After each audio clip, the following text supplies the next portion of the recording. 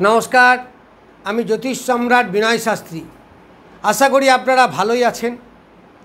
আজকে আমার ভিডিওর আলোচ্য বিষয় সিংহ রাশিকে নিয়ে। দেবগুরু বৃহস্পতি গত 13ই জুন আর্দ্রা অর্থাৎ রাহুর নক্ষত্রে প্রবেশ করেছেন। এই রাহুর নক্ষত্রে প্রবেশ করাই সিংহ রাশি বা লগ্নের যে জাতক জাতিকা তাদের উপর কীরূপ প্রভাব বিস্তার করবে। এই সিংহ রাশি বা লগ্ন সাপেক্ষে দেবগুরু বৃহস্পতি পঞ্চমপতি এবং অষ্টমপতি। তাহলে যে ঘরের অধিপতি হয় সেই ঘরের ফল দেবে। আবার অবস্থান করছেন সিংহ রাশি বা লগ্নের একাদশে অর্থাৎ মিথুনে। আমরা জানি একাদশে সব গ্রহই মোর অর লেস ভালো ফল দেয়। আবার একটা কথাই আছে, একাদশে বৃহস্পতি, তার মানে সব দিক থেকে success, gain and gain, always gain. এই বৃহস্পতি একাদশে বসে পঞ্চম দৃষ্টি, তার মানে রাশি বা লগ্নের তৃতীয় অর্থাৎ তুলাতে পড়বে। সপ্তম দৃষ্টি পড়বে ধনু রাশিতে অর্থাৎ তার নিজের ঘরে। নিজের ঘরে দৃষ্টি সর্বদাই শুভ। এরপর নবম দৃষ্টি পড়বে অষ্টম স্থানে। এই নবম দৃষ্টি সপ্তম স্থানে। এই নবম দৃষ্টি এবং পঞ্চম দৃষ্টি সর্বদাই শুভ। তাহলে দৃষ্টি পড়ল কোথায়? তৃতীয়, পঞ্চমে এবং সপ্তমে। তাহলে এই যে জায়গাগুলো দৃষ্টি দিল এই জায়গাগুলোর শুভত্ব আনবে। কারণ দেবগুরু বৃহস্পতি যে জায়গায় অবস্থান করেন তার থেকে যে জায়গায় দৃষ্টি দেন তার দৃষ্টির ক্ষমতা অনেক বেশি, শুভত্ব অনেক বেশি বলবান বা পাওয়ারফুল। তাহলে এই বৃহস্পতি যদি একাদশে থাকে তাহলে আরও পাওয়ারফুল, আরও ভালো। প্রথমেই বলি তৃতীয় দৃষ্টি। এই তৃতীয় ভাব থেকে আমরা কি বিচার করি? যেগুলো বিচার করি সেই ভাবের শুভত্ব আনবে। তাহলে প্রথমেই বলি ভাই বোন, যোগাযোগ, কমিউনিকেশন, নিজের হবি, চেষ্টা, সাহস, বিক্রম, এইগুলো বিচার করা হয়। অ্যাক্টিভিটিস অর্থাৎ হাত দিয়ে আমরা যেগুলো করি, তাহলে এইগুলোর শুভত্ব হবে। এই বৃহস্পতি এই তৃতীয়ভাবে যেগুলো পাওয়া যায় এইগুলো শুভত্ব হবে। ভাই বোনদের সঙ্গে একটা সুসম্পর্ক দেখা দেবে। যাদের ভাই বোনের মধ্যে অশান্তি আছে সে অশান্তি অনেকটা মিটে যাবে। আবার হাতের কাজ যারা করেন, বাদ্যযন্ত্র, গান বাজনা, অভিনয়, তাদের ভালো হবে। তাদের আয় উপার্জনও বৃদ্ধি পাবে। যোগাযোগ, নানা রকম যোগাযোগ, যারা ব্যবসা করেন যোগাযোগ তাদের প্রধান মাধ্যম, তাদের যোগাযোগ ভালো হবে। এখান থেকে আয়ুরও বিচার করা হয়। তার আয়ু অর্থে এখানে শরীর স্বাস্থ্য মোর অর লেস ভালো যাবে। এইগুলো সব পাবেন। এরপর পঞ্চমে, তার মানে একাদশ থেকে যদি দৃষ্টি দেয় তাহলে সপ্তম দৃষ্টি পড়বে পঞ্চমে। তাহলে পঞ্চমের আয় উন্নতি হবে। পঞ্চম থেকে কিসের উন্নতি হবে? পঞ্চম থেকে আমরা কি পাই? প্রথম হচ্ছে এডুকেশন। যারা স্টুডেন্ট আছেন তাদের পড়াশোনার প্রতি আকর্ষণ বাড়বে। যারা উচ্চ বিদ্যায় হায়ার এডুকেশন আছে তাদের বেশ ভালো হবে। আবার পঞ্চম থেকে সন্তান, তাহলে সন্তানের শুভত্ব আনবে। আবার বিশেষ করে আনবে কারণ পঞ্চম পতি হচ্ছে বৃহস্পতি, তার নিজের ঘর তো নিজে দৃষ্টি দিলে ভালো হবেই। সে ডাইরেক্ট নিজের ঘরকে দেখছে। যদিও এই বৃহস্পতির পঞ্চম এবং নবম দৃষ্টি যত বলবান, সপ্তম দৃষ্টি কিন্তু অত বলবান নয়, কিছুটা নিউট্রাল, কিন্তু তবুও তো নিজের ঘর, তো নিজের ঘরের প্রতি আকর্ষণ তো থাকবেই। নিজের ঘরকে প্রোটেকশন দেওয়া, নিজের ঘরে রক্ষণাবেক্ষণ করা, তাহলে এখান থেকে সন্তানের বিচার হয়, সন্তানের শুভত্ব বাড়বে।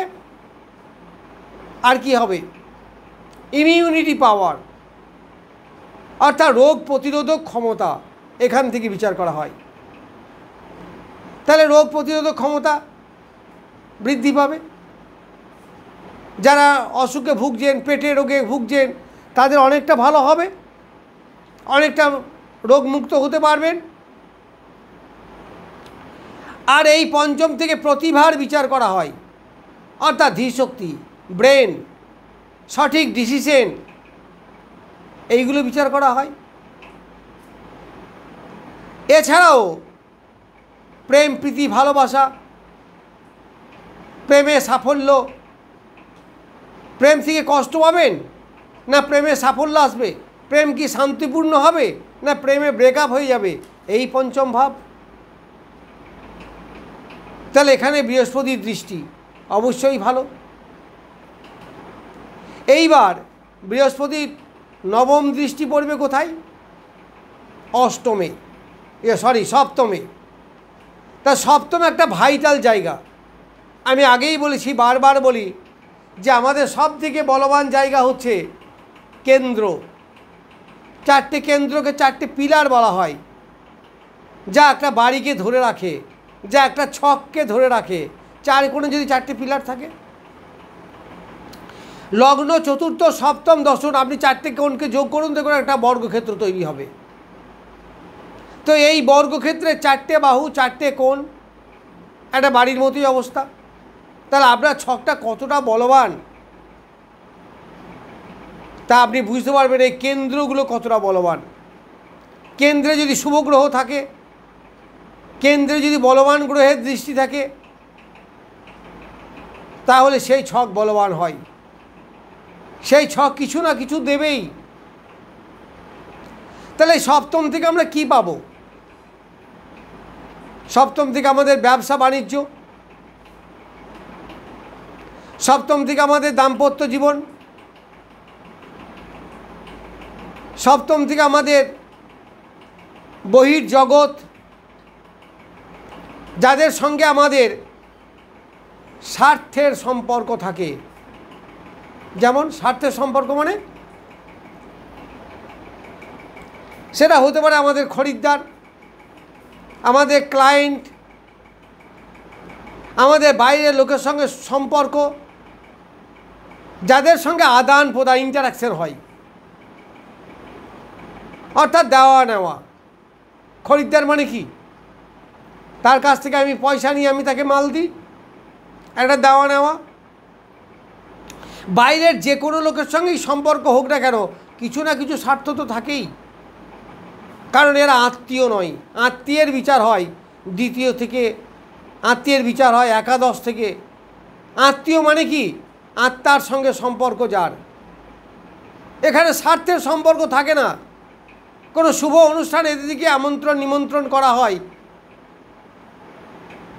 তার আমার নিজের লোক।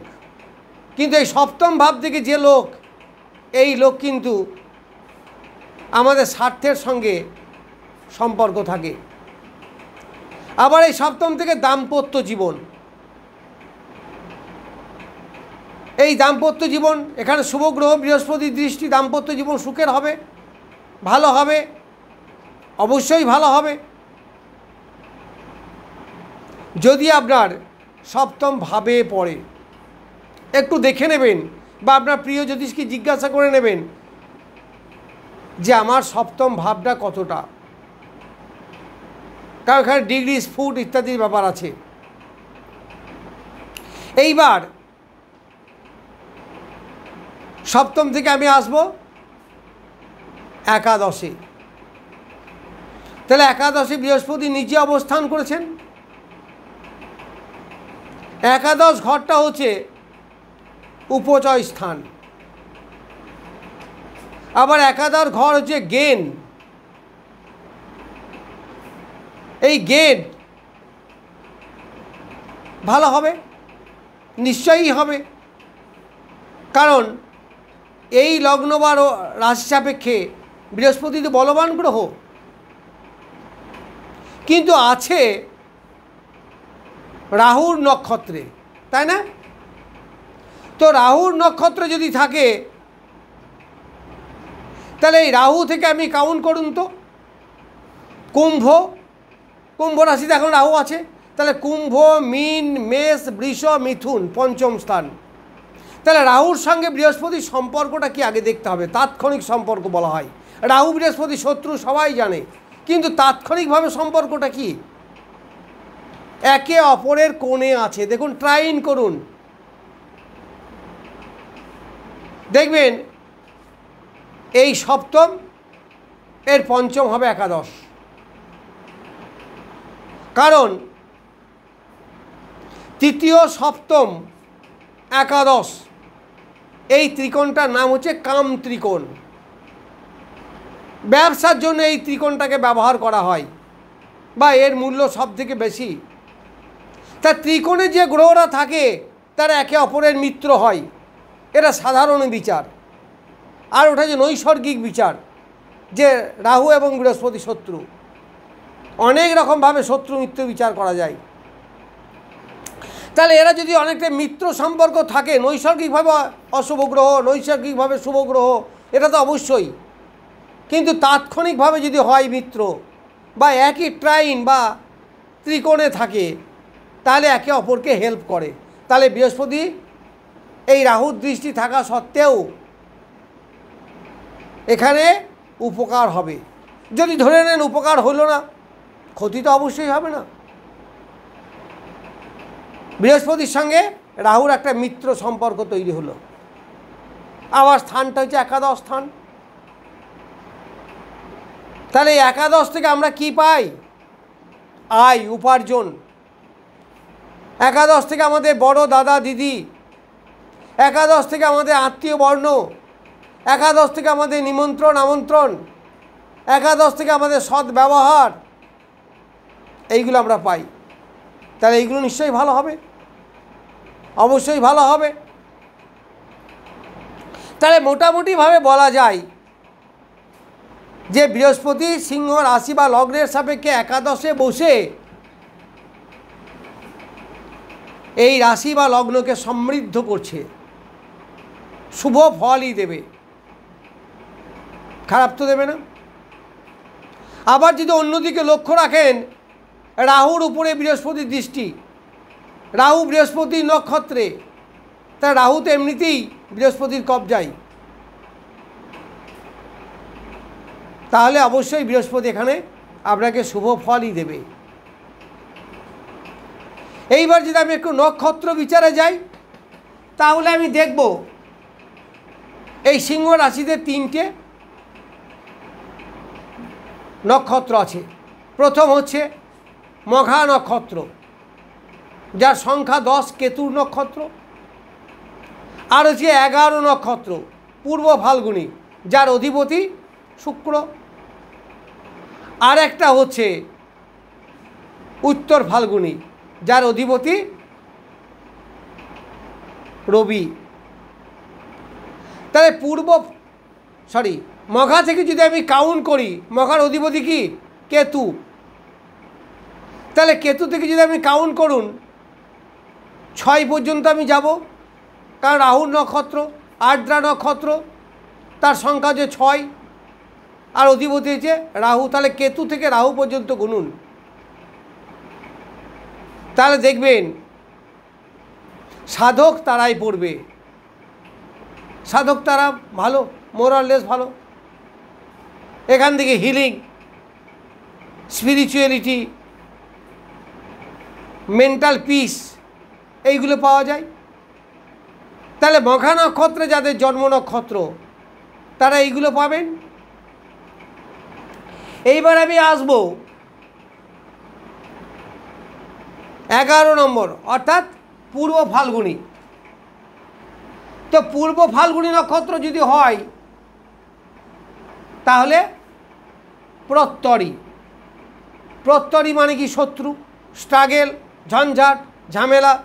তাহলে পূর্ব ফাল্গুনী নক্ষত্রে যাদের জন্ম তাদের পক্ষে এটা কিন্তু খুব একটা শুভ নয়, একটু সতর্কতা অবলম্বন করা উচিত যতদিন বৃহস্পতি এই রাহুর নক্ষত্রে থাকবে। তারপর উত্তর ফাল্গুনী, এই উত্তর ফাল্গুনির কাছে হচ্ছে খেম। খেম মানে হিলিং, রোগ মুক্তি, শরীর স্বাস্থ্য ভালো, অর্থাৎ মোরাললেস গুড। তাহলে এই নক্ষত্রের জাতকরা মোটামুটি ভালো ফল পাবেন। তাহলে দেবগুরু বৃহস্পতির অবস্থান এবং যে নক্ষত্রে অবস্থান করছে তার সঙ্গে এই নক্ষত্রগুলোর রিলেশন সম্বন্ধে কিছু বললাম। যাই হোক, আমার ভিডিও আজ এই পর্যন্তই। নমস্কার।